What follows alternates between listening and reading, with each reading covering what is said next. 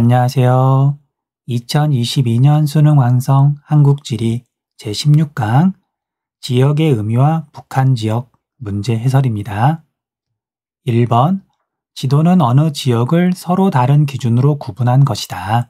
가나 지역 유형에 대한 설명으로 옳은 것만을 보기에서 있는 대로 고른 것은 단, 가, 나는 각각 기능지역, 동질지역 중 하나임. 가는 주택지, 상업 및 업무시설지, 공업지 등으로 구분하는 걸로 봐서 동질지역 구분 방법이죠. 그 다음에 나는 햄버거 가게와 그 햄버거 가게의 배달권, 햄버거 가게가 영향을 미치는 지역, 햄버거는 주변에 햄버거라고 하는 서비스죠. 그런 걸 제공하는 중심지. 그래서 중심지와 그 영향을 받는 공간 범위를 이렇게 이야기하는 건 기능 지역이죠. 보기, 기억, 가는 특정한 지리적 현상이 동일하게 나타나는 공간 범위이다. 동질 지역이다. 옳은 설명이고요. 니은, 나는 중심지와 그 기능이 영향을 미치는 배후지가 기능적으로 결합한 공간 범위이다. 옳은 설명이죠. 디귿, 가는 나보다 교통과 통신의 발달에 따른 범위의 변화 정도가 작다. 기능 지역이 교통, 통신의 발달에 따라서 범위가 더 빠르게 변하죠. 리을, 가와 나에는 모두 점의지대가 나타날 수 있다. 옳은 설명이죠. 가에서는 동질 지역에서는 이미 혼합지라고 표시가 되어 있기도 하고요. 그 다음에 기능 지역은 햄버거 가게가 하나만 있는 게 아니라 또 다른 햄버거 가게가 이렇게 있으면 서로 배달권이 겹치는 부분이 생기겠죠. 이런 것들이 점의지대죠.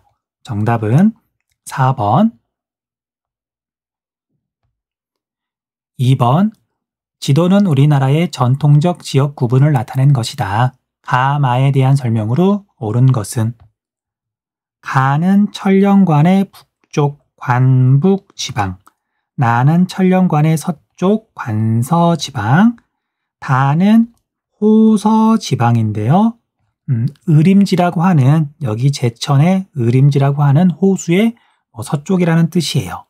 그 다음에 라는 호남 지방인데 호남에서 호는 금강이나 아니면 김제에 있는 벽골제를 의미해요.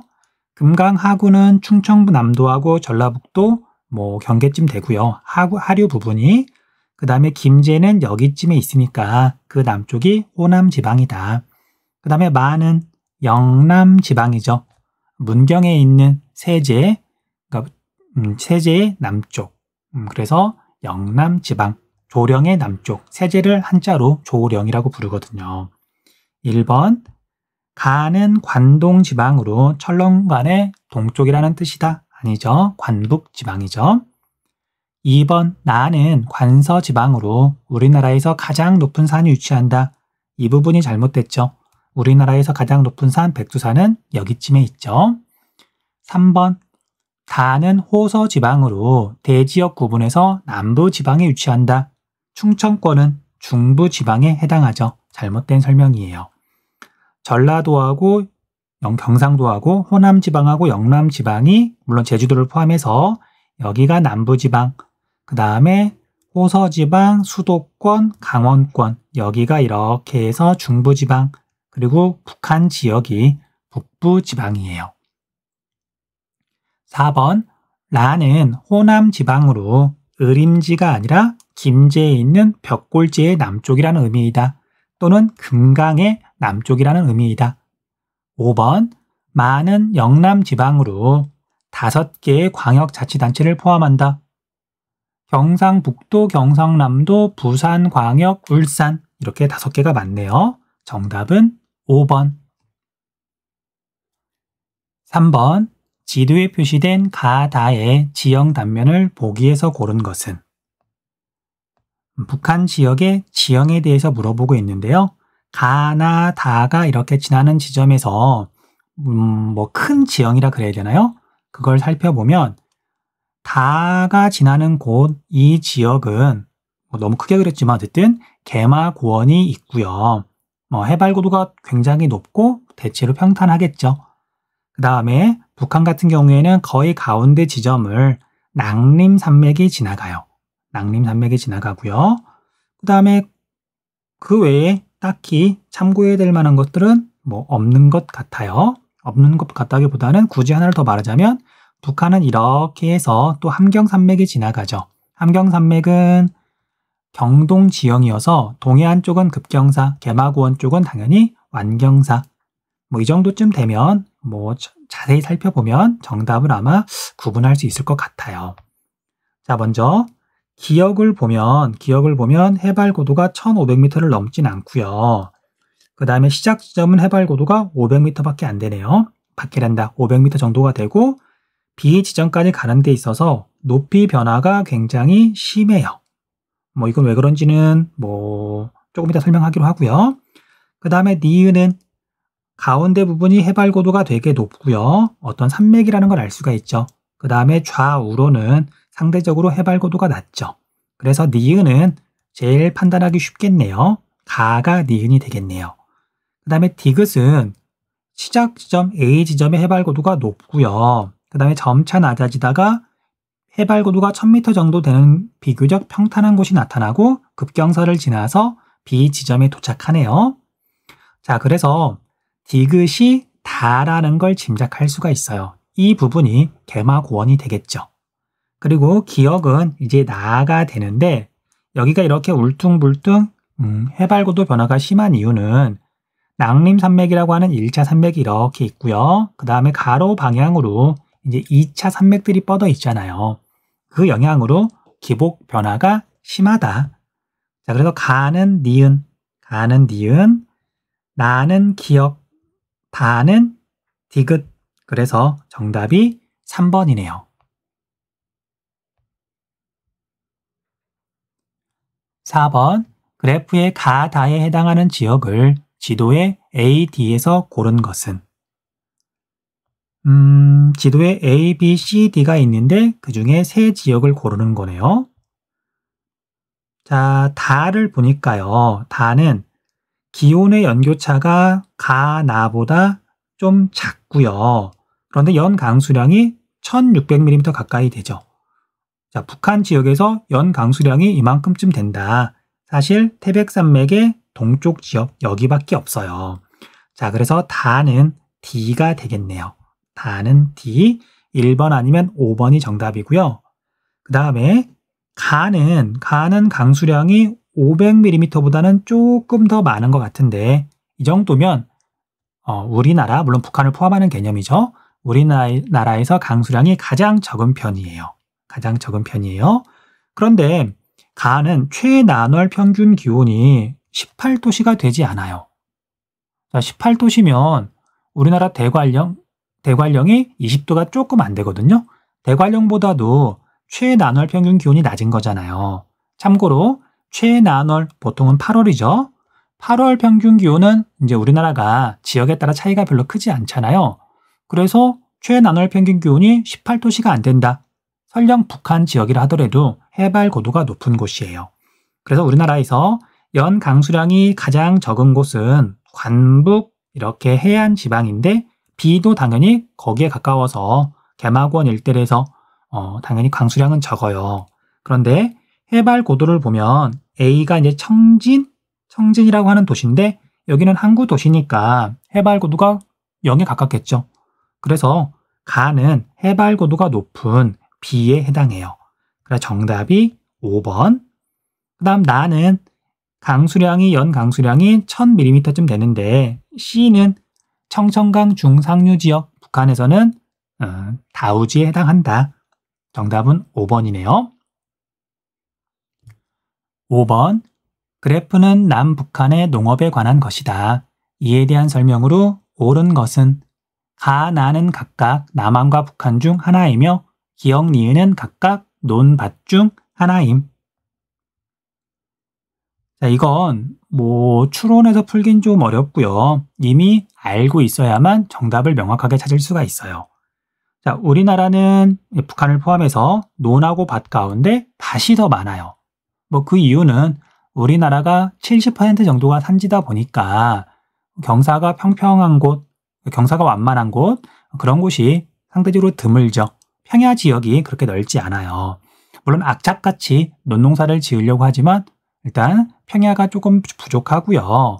그 다음에 북한 같은 경우에는 기후 조건 같은 것들이 벼농사랑 맞지 않는 곳들도 있어요. 그러다 보니까 밭이 전체적으로 더 많다. 그런데 남한은 논이 조금 더 많고요. 북한은 밭이 훨씬 더 많아요.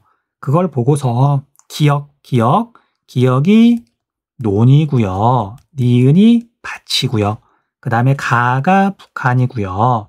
나가 남한이에요.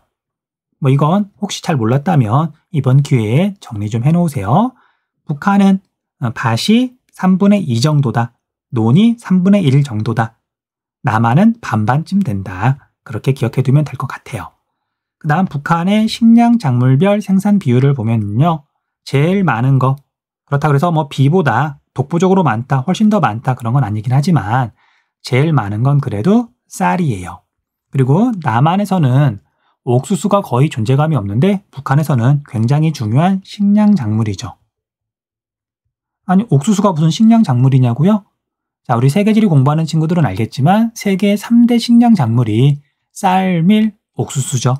우리가 이제 주식으로 먹지 않는다 그래서 식량이 아닌 건 아니죠.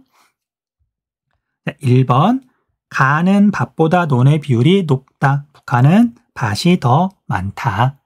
2번 가는 식량 증산을 위해 다락밭은 계단식 밭을 말해요. 그러니까 경사가 너무 급하면 농사를 짓기 힘든데 북한이 식량난이 워낙 심하다 보니까 경사가 급한 곳도 어떻게든 농사를 지으려고 계단 모양으로 깎아서 농사를 짓고 있다. 옳은 설명이에요. 정답은 2번. 3번 나는 가보다 식량작물 재배 면적이 넓다. 자, 남한하고 북한하고 비교를 해보면요. 북한은 식량난이 심하니까 당연히 식량작물을 어떻게든 재배하려고 그래요. 그래서 식량작물을 재배하는 것이 대부분이고요. 그런데 남한은 이게 식량작물의 비율은 점점 줄어들고 뭐 채소나 과수 같은 또는 뭐 특용작물 같은 그런 것들의 비율이 점점 늘어나잖아요. 그래서 식량작물 재배 면적은 북한이 더 넓다. 잘못된 설명이에요. 그 다음 4번 나는 주로 B를 A의 그루가리 작물로 재배한다. 남한은 옥수수를 쌀의 그루가리 작물로 재배한다. 잘못된 설명이죠. 보리를 그루가리 작물로 재배하죠. 5번 북한에서는 A는 관북지방, 쌀은 평야가 많은 그래도 관서지방, 옥수수는 논농사를 짓기 힘든 관북지방에서 주로 생산된다. 설명이 반대로 되어 있네요. 6번 그래프는 북한의 에너지 자원에 관한 것이다. 이에 대한 설명으로 옳은 것만을 보기에서 있는 대로 고른 것은 1차 에너지 원별 공급량 변화를 보면은요. 제일 많은 비율을 차지하는 게 석탄이죠. 석탄이고요. 두 번째로 비율이 높은 게 수력이에요. 그리고 북한은 가난하다 보니까 석유를 많이 쓸 수가 없죠. 그 다음 오른쪽에서 발전 양식별 발전 설비 용량 변화를 보면은요. 자, 조심해야 되는 거 발전 설비 용량이라 그랬어요. 발전량이 아니에요. 왜냐하면 설비 용량하고 발전량하고 이렇게 물어볼 때 두 가지가 순위가 바뀌거든요. 자, 설비 용량은 수력이 더 많고요. 화력이 상대적으로 적어요. 그런데 발전량은 수력 발전은 물이 있어야만 할 수 있기 때문에 상대적으로 발전량이 줄어들면서 발전량을 제시하면 화력이 수력보다 조금 더 많다. 뭐 그거 좀 조심하셔야 돼요. 자, 6보기 A의 자급률은 북한이 남한보다 높다. 석탄 당연히 북한이 더 많이 캐서 쓰죠. 니은 남한은 C보다 석유보다 B의 공급량이 많다. 어림없는 소리죠. 디귿 가는 방사성 폐기물 처리 문제가 발생한다.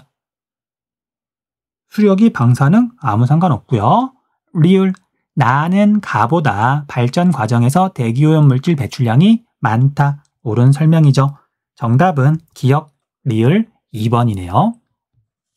7번 다음 자료의 가나 지역을 지도에 A2에서 고른 것은 가 북한의 정치, 경제, 사회의 중심지로 인구 300만 명이 넘는 대도시이다. 풍부한 노동력과 편리한 수륙교통 등을 바탕으로 북한 최대의 도시로 발달하였다. 평양이죠. 평양은 C. 그래서 정답은 2번 아니면 3번. 일제강점기부터 풍부한 지하자원을 바탕으로 중화학공업이 발달하였다. A 아니면 D가 되겠네요. 그런데 연강수량이 적은 소우지이며 D, 원산은 북한에서는 다우지에 해당하니까 A가 되겠네요. 청진. 인근 바다의 연중 한류가 흘러 여름철 기온이 낮은 편이다. 그래서 정답은 2번이 되겠네요. B는 신의주고요. C는 평양이고요. E는 개성이네요. 8번.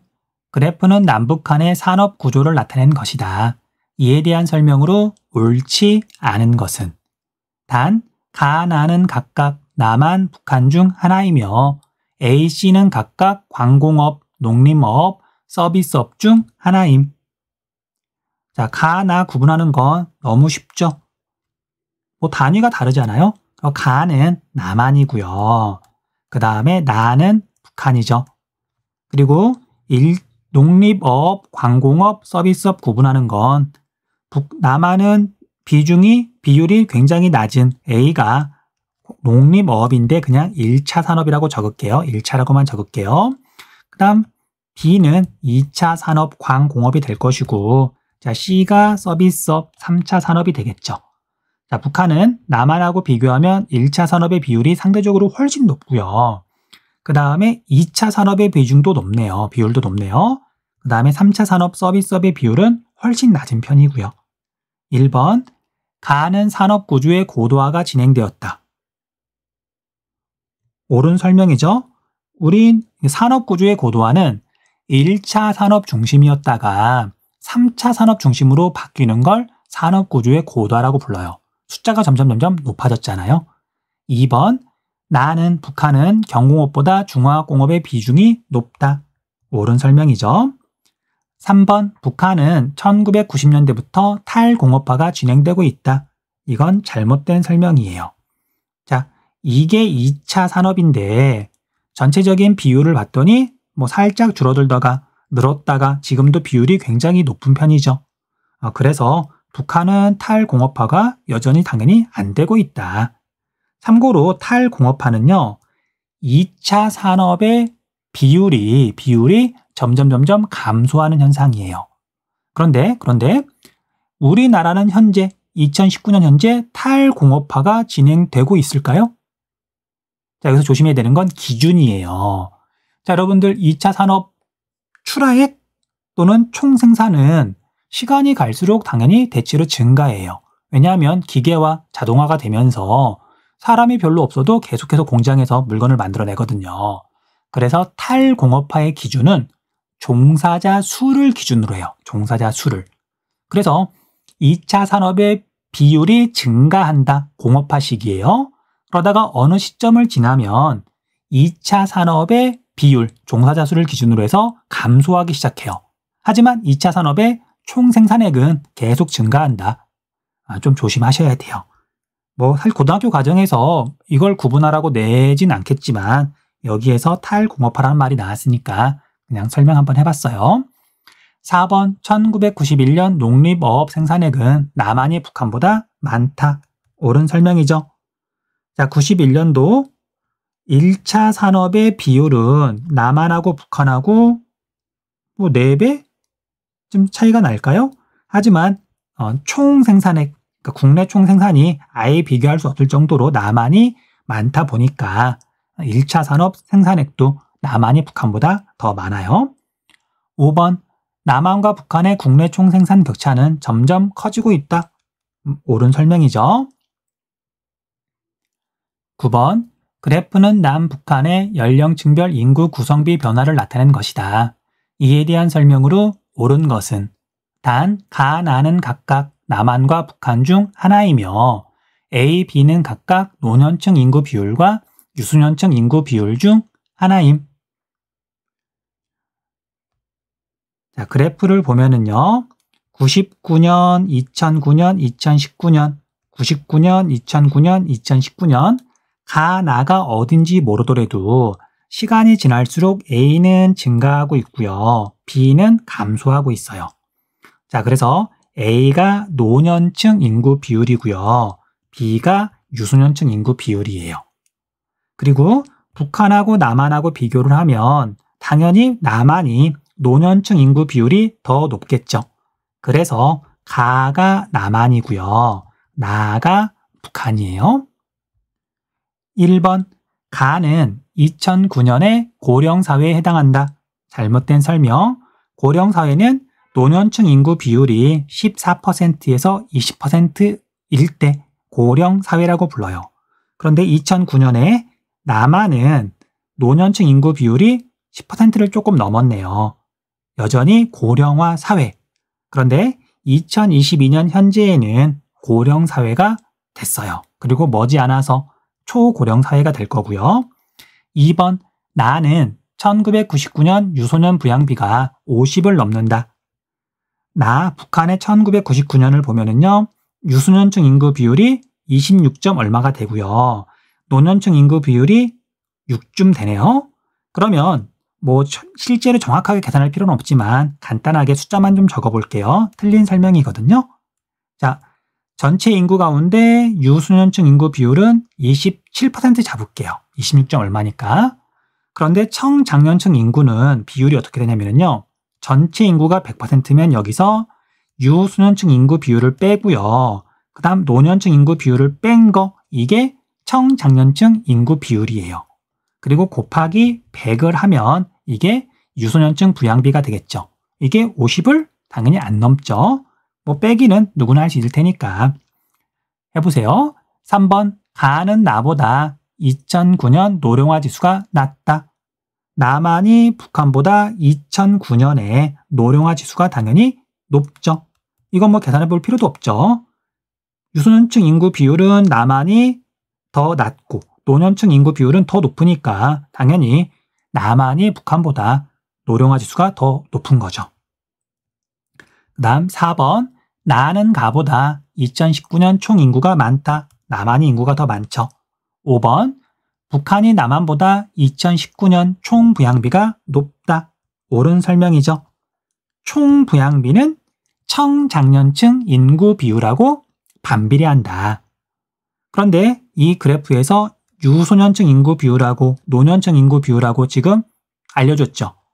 그러면 청장년층 인구 비율은 전체 인구가 100이라 그랬을 때 유소년층 인구를 빼고요. 노년층 인구를 뺀 게 청장년층 인구잖아요. 이것만 살펴보면 돼요. 그래서 2019년을 보니까 북한은 20 더하기 10, 약 30 정도가 이제 청장년층이 아닌, 그럼 청장년층은 대략 70%가 되겠죠. 근데 남한은 유소년층 인구 비율이 12 잡을게요. 그 다음 노년층이 15, 그러면 27이 될 거고 청장년층 인구 비율은 73 정도가 되겠네요. 큰 차이는 아니지만 총 부양비는 북한이 남한보다 조금 더 높아요. 그렇죠? 네, 정답은 5번. 10번, 지도는 북한의 주요 개방 지역을 나타낸 것이다. 가라 지역에 대한 설명으로 옳은 것은, 가는 서울이 있고요. 그 다음에 비무장지대 휴전선이 있고요. 휴전선 가까운 곳이니까 개성공단이네요. 그 다음 나는 중국, 북한, 그 다음에 이게 압록강이거든요. 그래서 신의주 특별행정구, 그냥 신의주라고만 적을게요. 그 다음 다는 북한, 중국, 러시아, 두만강 하구지역, 나진 선봉 지역이죠. 보통은 나선 경제특구라고 그러는데 나선이라고만 부를게요. 나진 선봉이에요. 그 다음 라는 동해고요. 그 다음 원산 밑에 고성 해가지고 여기는 금강산 지역이죠. 북한의 주요 개방 지역은 이렇게 4군데잖아요. 1번, 가는 남한과 일본 등의 관광객을 유치할 목적으로 조성되었다. 관광 목적은 금강산, 라죠. 2번, 나는 유엔 개발 계획의 지원을 계기로 1991년 북한 최초의 경제특구로 지정되었다. 여기는 다 나선 경제특구예요. 3번, 다는 중국의 홍콩을 거울 삼아 외자 유치 및 교육 확대를 위해 지정되었다. 이건 다가 아니라 나에 대한 설명이고요. 4번 라는 남한의 기술과 자본, 북한의 노동력이 결합된 공업지역이다. 개성공단이죠. 가. 5번 다는 라보다 개방지역으로 지정된 시기가 이르다. 옳은 설명이죠. 2번 설명에서 말한 것처럼 나선 경제특구는 북한에서 최초로 지정된 경제특구예요. 최초로 개방된 지역이죠. 정답은 5번. 여기까지 해서 16강 지역의 의미와 북한 지역 문제 해설 마쳤습니다. 수고하셨습니다.